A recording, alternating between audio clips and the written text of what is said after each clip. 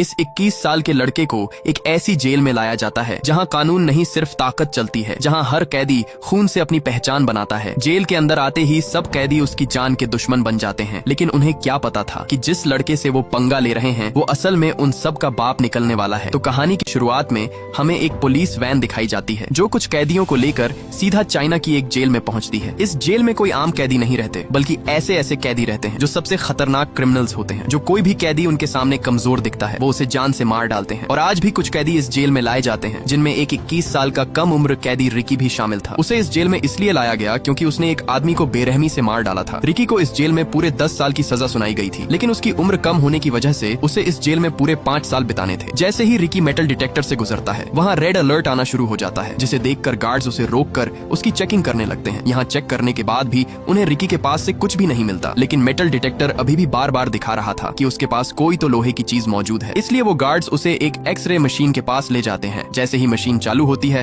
तो वहाँ उसके सीने पर एक नहीं बल्कि पूरी की पूरी 5 गोलियां फंसी हुई थी और इन्हीं गोलियों को मशीन डिटेक्ट कर रही थी। ये देखकर वहाँ मौजूद गार्ड्स एकदम से चौंक जाते हैं कि भला ऐसे कैसे हो सकता है कि एक आम इंसान के सीने के अंदर 5 गोलियां फंसी हों, लेकिन फिर भी वो बिल्कुल सही सलामत खड़ा हो। वो गार्ड उससे कहता है कि तुमने इन गोलियों को निकलवाया क्यों नहीं। आगे से रिकी उसे बताता है कि ये गोलियां मेरी बॉडी के लिए एक पावर है, इसलिए मैंने इन्हें नहीं निकाला। फिर हमें दिखाया जाता है कि यह जेल असल में 4 अलग अलग ब्लॉक्स में बटी हुई है और हर ब्लॉक पर एक खतरनाक कैदी का राज होता है। ये चारों अपने अपने हिस्से के बादशाह होते हैं, जो चाहे करते हैं, जिसे चाहे सजा देते हैं। हर सेल का लीडर अपने इलाके में किसी को सांस भी अपनी मर्जी से लेने नहीं देता और जेल का हर एक कोना डर, खून और जुल्म से भरा हुआ है। सुबह होते ही सब अपने कामों में लगे हुए थे। तभी वहाँ एक कैदी आता है जिसका नाम सैमुअल था, जो वेस्ट ब्लॉक का लीडर था। वह आते ही वहाँ एक बूढ़े कैदी विंग को पीटने लगता है, क्योंकि उसने उसका कहना नहीं माना था, इसलिए वह उसे वहाँ पीट डालता है। दरअसल ये आदमी अपनी पूरी जिंदगी इस जेल में बिता चुका था और उसे इस जेल से बाहर जाने की कोई भी उम्मीद नहीं नजर आ रही थी, क्योंकि उसे पता था कि वो इन जालिम और बेरहम कैदियों के बीच ज्यादा देर तक जिंदा नहीं बच पाएगा। इसलिए उसने जेल में ही एक छोटा सा खिलौना अपने बेटे के लिए बनाया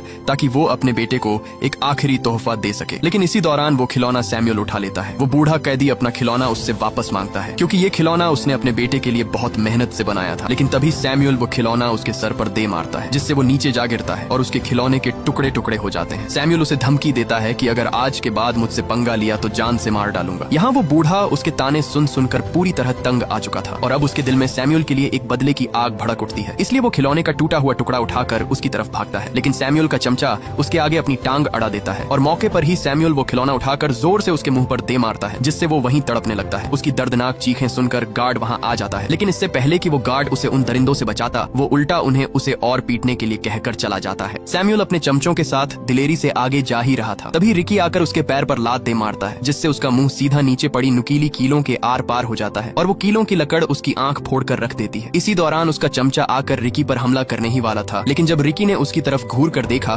तो उसके अंदर ऐसा खौफ बैठा कि वो तीनों वहाँ से उल्टे पैर भाग निकले। यहाँ सैमुअल तो किसी तरह बच गया, लेकिन वो अपनी एक आंख से अंधा हो चुका था, इसलिए अब उसके अंदर बदले की आग भड़क रही थी। वो अब हर हाल में रिकी का काम तमाम करने के लिए अपनी जान लगा देगा, लेकिन बदला लेकर ही रहेगा। इसी दौरान उसका वही चमचा आता है और कहता है कि हमें रिकी को मारने के लिए मैड ड्रैगन की जरूरत होगी, वो उसे हर हाल में मार डालेगा। मैड ड्रैगन इस जेल में सबसे खतरनाक कैदी है जो किसी को भी जिंदा नहीं छोड़ता। अगर कोई उससे पंगा लेता तो वो उसे अपने एक ही हाथ से खत्म कर देता। मैड ड्रैगन को वार्डन ने अभी के लिए एक काल कोठरी में बंद किया हुआ है, क्योंकि उसने पिछले दिन ही एक कैदी को बेरहमी से मार डाला था। उसी दिन सैमुअल एक गार्ड से डील करता है और कहता है कि आज ही विंग को बताओ कि उसकी सजा और बढ़ा दी गई है और अब वह इस जेल में पूरे 20 साल और बिताएगा। इसलिए वह गार्ड सीधा उसके पास आता है और बताता है कि अब तुम्हारी रिहाई कैंसिल कर दी गई है और अब से तुम्हें 20 साल और इस जेल में गुजारने होंगे। ये सुनकर उस बूढ़े कैदी के पैरों तले जमीन ही खिसक जाती है, क्योंकि उसे पता था कि अगर अब वह इस जेल में रहा तो सैमुअल उससे अपना बदला जरूर लेगा और उसे तड़पा तड़पा कर मारेगा। इसलिए वो गार्ड्स के पैर पकड़कर उनसे रिहाई की भीख मांगता है, लेकिन वो गार्ड्स आगे से उल्टा उसे पीट कर वहाँ से चले जाते हैं। इससे पहले कि अब वो और तड़प तड़प कर यहाँ अपनी जिंदगी गुजारता, उसी रात वो अपने आप को फांसी पर लटका कर खत्म कर देता है। ये खबर पूरी जेल में फैल जाती है और रिकी को भी पता चल जाता है कि जिसकी उसने उस दिन जान बचाई थी वो मारा जा चुका है। जब गार्ड्स उसकी लाश वहाँ से ले जा रहे थे तब वहाँ रिकी आता है। वो जब विंग के हाथ पर लगी हथकड़ी देखता है तो वो उन गार्ड्स को उसके हाथों से हथकड़ी खोलने के लिए कहता है, क्योंकि वो मर चुका है, अब तो उसे आजाद कर दो। तभी रिकी उसकी हथकड़ी को वहाँ आसानी से तोड़ डालता है। ये देखकर वो गार्ड्स हैरान रह जाते हैं कि इतनी मजबूत हथकड़ी कोई आम इंसान कैसे तोड़ सकता है। रिकी विंग का वही खिलौना निकालता है जो उस दिन सैमुअल ने तोड़ा था और जिसे रिकी ने ठीक कर दिया था। वो उस खिलौने को उसकी बॉडी पर रख देता है ताकि उसे थोड़ा सा सुकून मिल सके। अब विंग को मरता देखकर उसका दिल अंदर से टूट जाता है और एक बार फिर से रिकी के अंदर बदले की आग भड़क जाती है और अब वो सैमुअल से विंग का बदला लेकर ही रहेगा। अगली सुबह सब कैदी नहाने के लिए आते हैं। जब रिकी नहा रहा था तब वहाँ सैमुअल आकर आकर उसे घूर घूर कर देखने लगता है। और इसी दौरान वहाँ वो सांड कैदी मैड ड्रैगन आ जाता है। वो सीधा आकर उसके मुंह पर मुक्का दे मारता है और रिकी गुब्बारे की तरह उछलता हुआ एक कोने पर जा गिरता है। लेकिन आगे से रिकी भी एक तूफान की तरह उठ खड़ा होता है और उसके पेट पर इतने जोर का मुक्का मारता है कि उसका पेट अंदर से फटकर बाहर आ जाता है और वो मौके पर ही मारा जाता है। ये देखकर सैमुअल एक कील को लेकर सीधा रिकी के हाथ के अंदर घुसा देता है, लेकिन आगे से रिकी भी उसकी सब उंगलियों को एक तीली की तरह तोड़ देता है। अब रिकी का बदला लेने का वक्त आ चुका था और वो मौके का फायदा उठाकर एक मुक्का सीधा सैमुअल के पेट से आर पार कर देता है और आखिरकार सैमुअल का काम वहीं पर तमाम हो जाता है। सामने खड़े कैदी ये सब देखकर अपने होश ही खो बैठते हैं। इसी दौरान गार्ड आकर उसे वहाँ से पकड़ कर ले जाते हैं। तभी वहाँ एक कैदी नरूमी जो नॉर्थ ब्लॉक का लीडर था वो उसके पास आता है। आया तो वो रिकी के अंदर अपना डर बैठाने के लिए था, लेकिन जब उसने रिकी के हाथों मैड ड्रैगन को मरते देखा तब वो उसे चूहे की तरह अपना दोस्त बनने के लिए कहता है। लेकिन रिकी उसे कुछ भी कहे बिना वहाँ से चला जाता है। उसे सीधे एक ऐसे सेल में बंद कर दिया जाता है जहाँ सबसे खतरनाक कैदियों को रखा जाता था। जैसे पहले मैड ड्रैगन था, इसलिए अब उसे भी यहाँ इस सेल में छोड़ दिया गया। लेकिन तभी उसके सीने के अंदर दर्द शुरू हो जाता है और इसी के साथ हमें फ्लैशबैक का सीन दिखाया जाता है जब वह एक स्टूडेंट था और उसके माँ बाप पहले ही इस दुनिया से जा बसे थे। वह अपनी माँ बाप की कब्र पर आता है तो वहाँ उसके सामने उसका मास्टर जैंग खड़ा हुआ था जो बचपन में उसे मार्शल आर्ट की ट्रेनिंग देता था। मास्टर उसे उसकी ताकत दिखाने के लिए कहता है, लेकिन जैसे ही वह मास्टर पर हमला करता है मास्टर उसे एक ही झटके में नीचे गिरा देता है। इसलिए यहाँ मास्टर उसे बताता है कि तुम अभी पूरी तरह मास्टर नहीं बने हो, तुम्हारे अंदर अभी भी कमजोरी है जिसे तुम्हें पूरा करना होगा और उसे पूरा करने के लिए अभी काफी समय लगेगा, तब जाकर तुम एक मजबूत फाइटर बन पाओगे। इसीलिए यह सुनकर रिकी मास्टर के कदमों में जा गिरता है और गिड़गिड़ाकर कहता है कि मुझे हर हाल में मास्टर बनना है, मैं अपनी कमजोरी को दूर करूंगा चाहे कितना भी समय लगे। इसीलिए उसी दिन मास्टर उसे ट्रेनिंग देना शुरू कर देता है और यहाँ मास्टर रिकी से कहता है कि सबसे पहले तुम्हें अपने दिमाग पर कंट्रोल करना होगा, फिर तुम्हें अपने दिमाग से सारा गुस्सा और नफरत बाहर निकालनी होगी। मास्टर उसके सामने एक पत्थर रखकर कहता है कि अपने पूरे दिमाग को कंट्रोल करके इसे तोड़ कर दिखाओ। इसलिए रिकी खुद को काबू करके वहाँ रखे पत्थर को एक कागज की तरह चीर डालता है। ये देखकर मास्टर वहाँ उस पर पत्थरों की बारिश कर देता है। आगे से रिकी भी उन्हें ऐसे चीरता डालता जैसे कोई तूफान हो। आखिर में मास्टर सबसे बड़ा पत्थर उठाकर सीधे उसके सीने पर दे मारता है, लेकिन रिकी उसे भी आसानी से तोड़ देता है। अब यहाँ मास्टर को समझ आ जाती है कि रिकी अपने आप पर पूरी तरह कंट्रोल करना सीख गया है और अब उसे और ट्रेनिंग की जरूरत नहीं है। इसके बाद सीन शिफ्ट होता है और हमें रिकी दिखाया जाता है जो अपने सेल में बैठा था। इसी दौरान वहाँ एक गार्ड आकर उसे कहता है कि तुम्हें असिस्टेंट वार्डन ने बुलाया है, इसलिए उसे सीधे असिस्टेंट वार्डन के पास लाया जाता है जिसका टेबल खाने से भरा पड़ा था। उसका एक हाथ नहीं था, इसलिए उसने अपने हाथ की जगह पर 2 कुंडों वाली हुक लगा रखी थी और खाना भी वह उसी हुक से खा रहा था। वार्डन गार्ड को रिकी की रिपोर्ट पढ़ने को कहता है। गार्ड उसकी रिपोर्ट पढ़कर बताता है कि रिकी एक यतीम था, उसके माँ बाप नहीं थे और वह बचपन से ही अनाथ आश्रम में ही रह रहा था। उसे स्कूल से भी इसलिए निकाल दिया गया था क्योंकि वहाँ भी वह किसी को भी पकड़कर पीटना शुरू कर देता था। इसलिए उसने म्यूजिक कॉलेज में दाखिला लिया जहाँ उसने बांसुरी बजाना सीखा। यहाँ तक कि वह अपनी कम उम्र में ही एक गैंग के साथ मिलकर उसने एक आदमी की जान ले ली, इसलिए उसे यहाँ इस जेल में लाया गया। यह सुनकर वार्डन उसके पास आकर पूछताछ करता है कि तुम्हारे सीने में 5 गोलियां आई कैसे, लेकिन रिकी मुस्कुराते हुए कोई भी जवाब नहीं देता। इसलिए वार्डन उसे एक तस्वीर दिखाता है जो रिकी की दोस्त की थी। रिकी जब उसे लेने के लिए अपना हाथ आगे बढ़ाता है तभी वार्डन उसके हाथ पर वो कुंडों वाली हुक घोंप देता है और लगातार उस पर मुक्कों की बारिश कर देता है। वार्डन उसका मुंह खुलवाने की बहुत कोशिश करता है, लेकिन आगे से रिकी उसके मुंह पर थूक देता है। इसलिए गुस्से में आकर वार्डन उस तस्वीर को कुचल डालता है, जिसे देखकर रिकी का खून खौल उठता है और उसने वहीं पर टेबल के 2 टुकड़े कर दिए। ये देखकर वार्डन बिल्ली की तरह एक कोने में जा छुपा। रिकी उसका मुंह तोड़ने ही वाला था, लेकिन उसने अपने गुस्से को काबू किया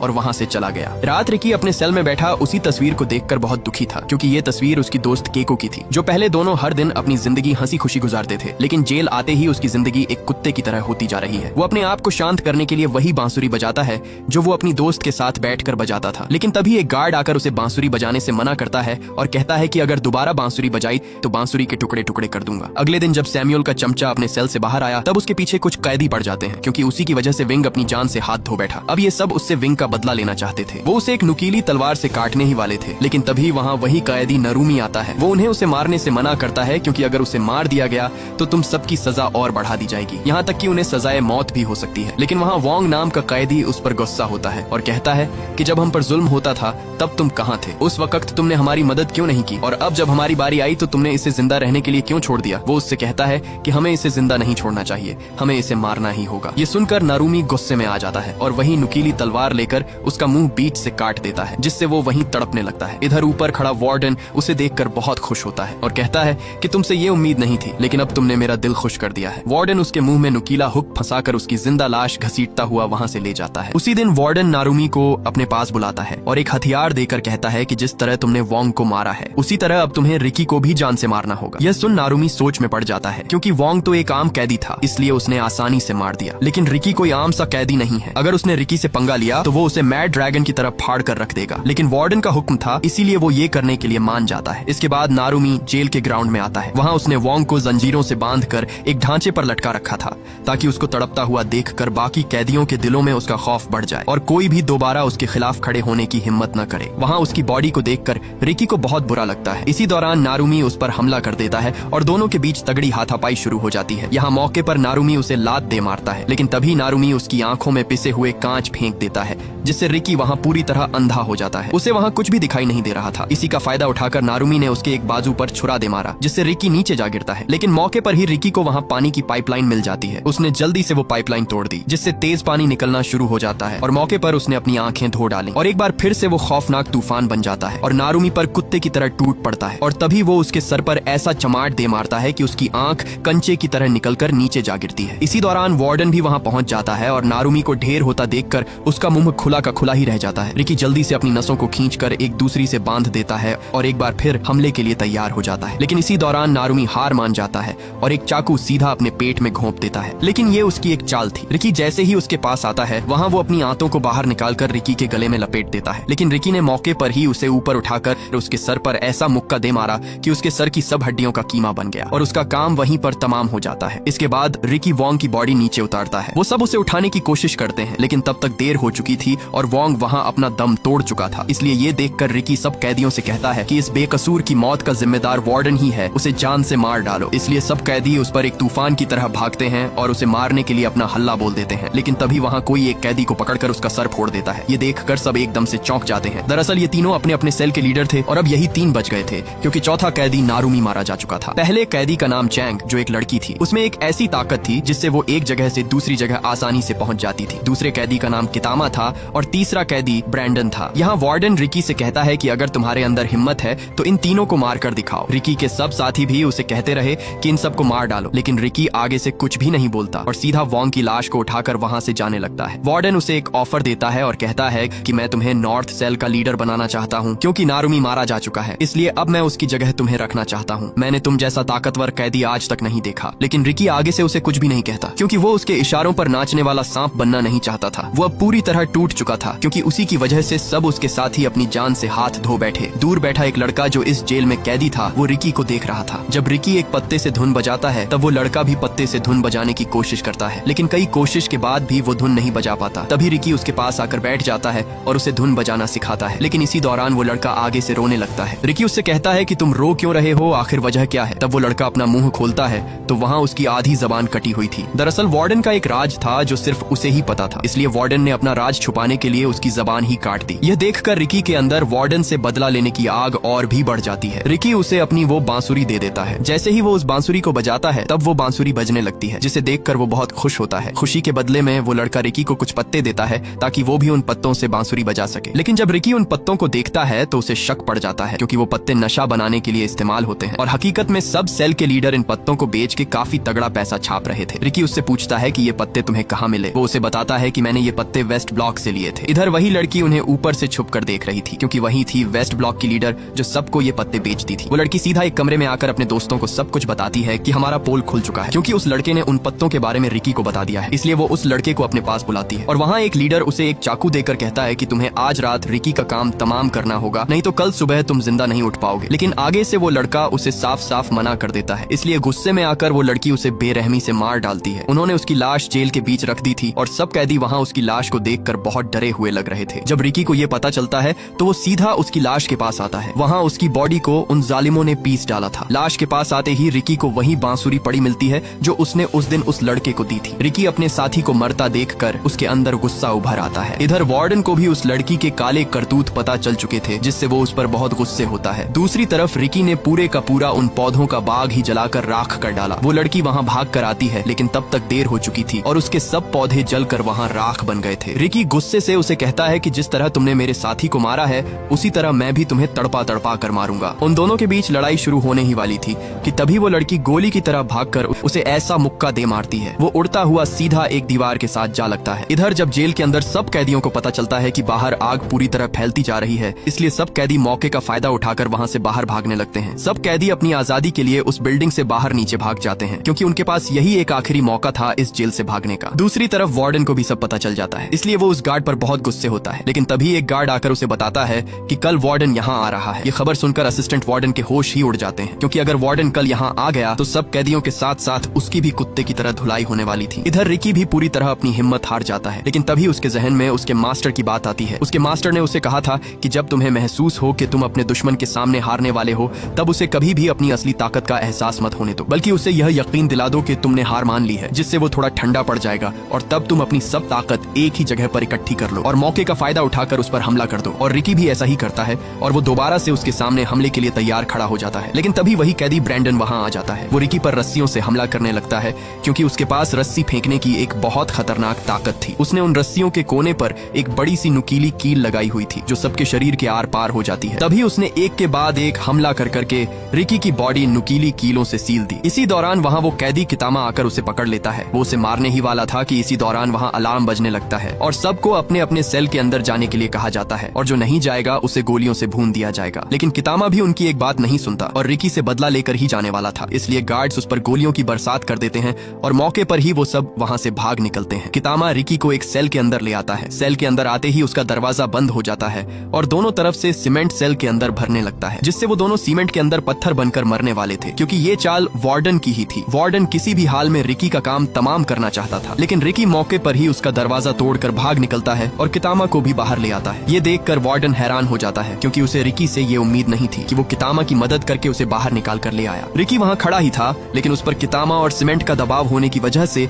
वो दोनों नीचे जा गिरते हैं। उसने अपने गार्ड से कहा कि कल वार्डन आने वाला है और जेल में जो कुछ हुआ उसके सब सबूत मिटा दो। मैं वार्डन के जाने के बाद रिकी को सबक सिखाऊंगा। अगले दिन सब वार्डन के आने के इंतजार में खड़े थे। कई घंटों के इंतजार के बाद भी उन्हें वार्डन का नामो निशान तक नहीं दिखा, इसलिए सब थक हार कर वहीं पर लेट जाते हैं। लेकिन तभी दूर उन्हें वार्डन की गाड़ी आती हुई दिखाई देती है, जिसे देखकर सब वहाँ अलर्ट हो जाते हैं। वार्डन के साथ उसका बेटा भी था। आते ही वार्डन शेंग उसे बताता है कि कल नशीले पत्तों का पूरा बाग रिकी नाम के एक कैदी ने जला डाला। ये सुनकर वार्डन उस पर बहुत गुस्से होता है। इसके बाद शेंग उसे रिकी के पास ले आता है, जहाँ रिकी एक सेल में बंद था और उसकी पूरी बॉडी सीमेंट से जकड़ी हुई थी। लेकिन तभी रिकी ने अपनी बॉडी से सब सीमेंट की परात तोड़ दी और मौके पर ही उसने वार्डन के गले को दबोच लिया। लेकिन इससे पहले वो उसे वहाँ मार डालता, तभी एक दीवार तोड़कर कितामा उस पर हमला कर देता है। कितामा उसके हाथों को जेल की मोटी सलाखों के अंदर दबोच देता है और उस पर लगातार मुक्कों की बारिश कर देता है। एक के बाद एक मुक्का रिकी की कमर तहस नहस कर देता है। रिकी ने उस दिन उसकी जान बचाई, लेकिन उसने उस पर जरा भी रहम नहीं किया। कितामा उसका सर दबाकर फोड़ने ही वाला था, तभी उसने अपनी पावर दिखाई